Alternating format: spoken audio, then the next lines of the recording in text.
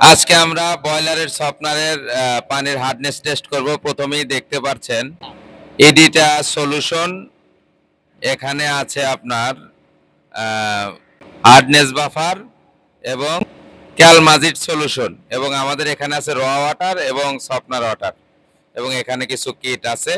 এটা টোটালি একটা boiler water test kit. এখন আমরা টেস্ট কিভাবে করতে হয় হার্ডনেস আমরা দেখব। টেস্টটি করছেন আমাদের বয়লার অপারেটর। প্রথমেই হার্ডনেস বাফারের 5 ফোঁটা আমরা এই র ওয়াটারের মধ্যে দিয়ে দেব। 2, 3, 4, 5। হ্যাঁ, এখন আমরা পানিটাকে একটু হালকা ঝাঁকিয়ে পানির সাথে ভালোভাবে মিশিয়ে নেব। ক্যামেরায় দেখতে পাচ্ছেন আমাদের বয়লার অপারেটর ফরিদকে, তিনি অত্যন্ত দক্ষতার সাথে কাজটি করছেন। এখন আমাদের ক্যালমাজিট সলিউশন দিতে হবে 1 ফোঁটা। তো এটা আসলে অনেকটা কেমিস্ট্রি ল্যাবের মতোই। তো এখানে ক্যালমাজিট সলিউশন 1 ফোঁটা দেওয়ার পরে পানির কালার সম্পূর্ণ পরিবর্তন হয়ে যাবে।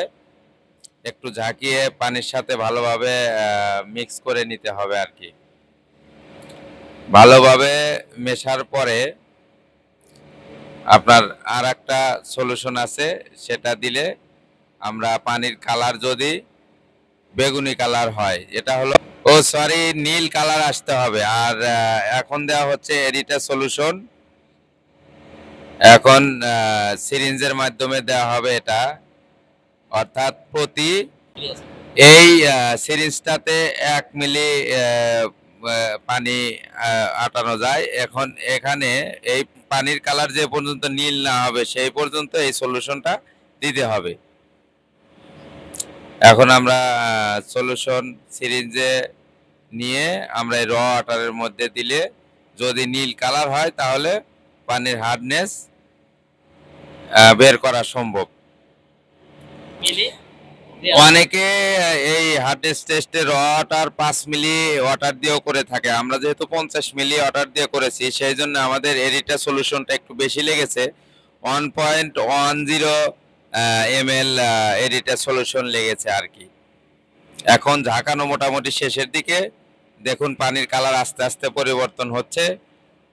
যদি পানির কালার সম্পূর্ণ পরিবর্তন হয় তাহলে বুঝতে হবে যে এটার হার্ডনেস ঠিক আছে, নীল কালার।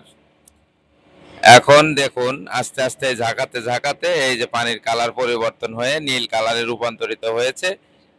এখন আমরা এর হার্ডনেস হিসাব করব যে আসলে এই পানির হার্ডনেস কত। এটার একটা সূত্র আছে। এই সিরিঞ্জে আমরা এটা সলিউশন 1.10 মিলি ইউজ করেছি। তো এখানে যদি 50 মিলি হয় তাহলে 30 দিয়ে এই 1.10 কে গুণন করলে হার্ডনেস বের হবে।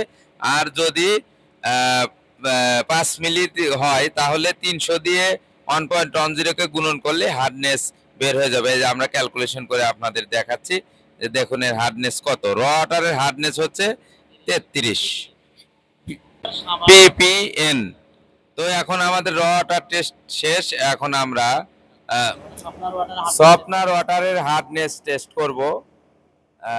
এখন এই সফটনার ওয়াটারের মধ্যে ঠিক আগের প্রসেসেই আমরা 5 ফোঁটা হার্ডনেস বাফারিং দিয়ে দেব এবং আমরা একটু ঝাঁকিয়ে মিক্স আপ করে নেব। তারপরে ক্যালমাজিট সলিউশন 1 ফোঁটা দিয়ে দেব এবং মিক্স আপ করে নেব।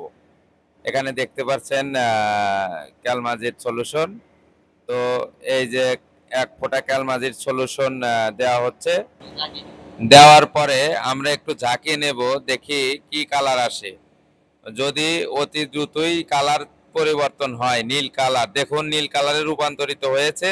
আমাদের এডিটা সলিউশন ব্যবহার করা ছাড়াই নীল কালার এসেছে, তার মানে আমাদের পানির হার্ডনেস 100-এ 100 ঠিক আছে। অর্থাৎ আমাদের পানির হার্ডনেস হতে হবে সর্বোচ্চ 5 ppm, এর নিচে থাকতে হবে। আমাদের সফটনার ওয়াটারের হার্ডনেস তার নিচে আছে, যার কারণে এডিটা সলিউশন ছাড়াই আমাদের পানির কালার নীল কালার ধারণ করেছে।